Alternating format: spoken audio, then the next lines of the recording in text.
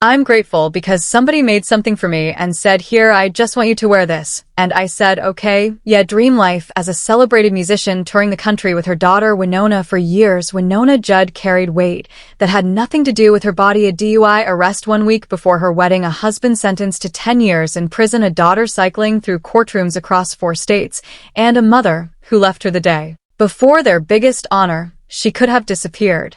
Instead, she stripped everything away, the makeup, the filters, the pretense. When she showed her bare face on TikTok in 2025, fans called her brave, but they did not know what it took to get there. The real story goes back to a phone call in 2003 that nearly destroyed everything when Wynonna Judd entered the world on May 30th. 1964, carrying a story that started long before she opened her eyes. She was born Christina Claire Simonella in Ashland, Kentucky, to a girl who was barely more than a child herself.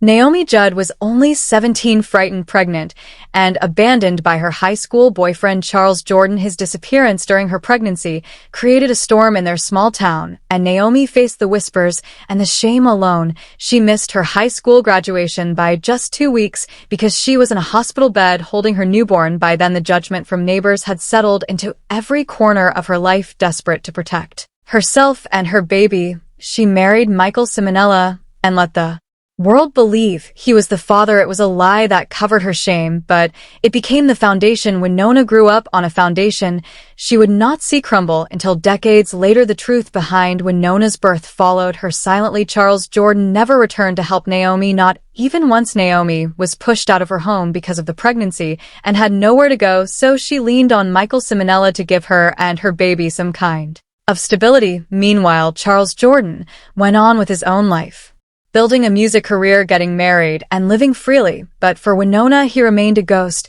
She was already 30, pregnant with her son Elijah. When the truth finally came out, the revelation landed like a blow because it meant her entire childhood had been shaped by a lie. The man she believed was her father was not related to her at all, and the real one had chosen to stay far away. That feeling of being unwanted, which she had never been able to name, suddenly made sense. She said later that learning the truth changed her understanding of everything, even the way she loved the people around her. Her early years were marked by constant movement and secrecy. Naomi, who wanted her daughter to have a normal family, never told Wynonna the truth about her biological father. Instead, she focused on survival. The family moved from place to place following Naomi's nursing jobs, sometimes in California, sometimes back in Kentucky. Each move frayed their sense of home a little more. Wynonna later said that their life was so bare that if they did not make it or grow it, they simply could not have it. Every change of address, every new school, every new town chipped away at her childhood stability. The combination of financial stress, hidden truths,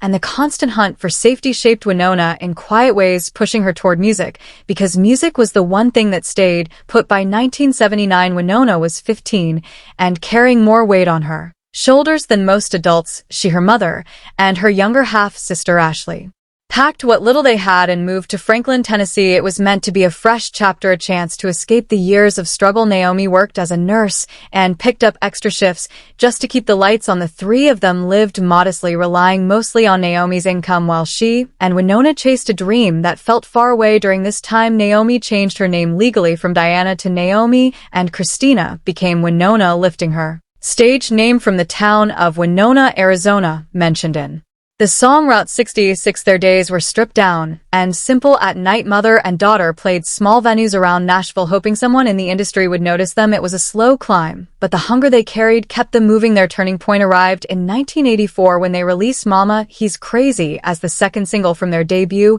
EP. Kenny Odell wrote it, and Brent Mars saw how perfectly the song fit their mother-daughter bond. The moment it hit the radio, people felt something new. On August 4th, 1984, it rose to #1 on the country charts and stayed on the chart for 14 weeks. It became the first time since 1953 that a female duo reached #1. Awards soon followed. They won their first Grammy for Best Country Performance by a Duo or Group with Vocal, and swept up multiple ACM awards. When Wynonna was just 18 and trying to make sense of suddenly living in luxury hotels while feeling far from grown, that song became more than their first hit. It became proof that their long, hard journey had led them to the doorway of country music history. From 1983 to 1991, the Judds dominated the decade. They released 7 studio albums and 26 singles, with 14 climbing all the way to number 1. Their debut album, Why Not Me, went gold in April 1985 for reaching 500,000 sales, and by 1992, it was certified double platinum. Their total album sales climbed past 115,000,000, with more than 11 million sold in the United States alone. No female duo before them had ever reached that level. They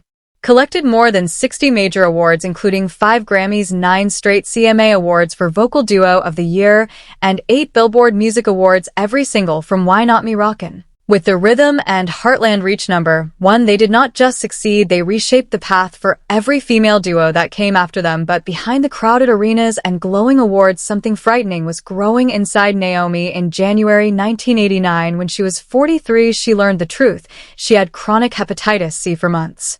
She had fought through headaches, fever, nausea, and deep muscle aches. Doctors traced it to a needle stick injury she had gotten as a young nurse back before hospitals understood how dangerous it could be. At that time, hepatitis C carried a dark stigma. Very few treatments existed, and even fewer people could talk openly about it. One doctor told her plainly that she had only 3 years to live. The shock spread through their family. Performing became impossible for her because the pain and fatigue were relentless. She had to step away from the group at the height of their fame. The diagnosis did not just threaten her health, it shattered the identity she had built, the one she had fought to create from nothing. By the spring of 1990, she was undergoing extensive tests at the Mayo Clinic. The doctors there discovered that the disease had been attacking her body silently for almost 4 years. She was only 44, but the virus had already caused significant liver damage. They told her the condition was chronic and irreversible. At that time, the news came when the Judds were planning future tours and studio sessions. Instead, Naomi had to face a new reality, one that forced her to step away completely and leave Wynonna to stand alone. Those hidden years filled with pain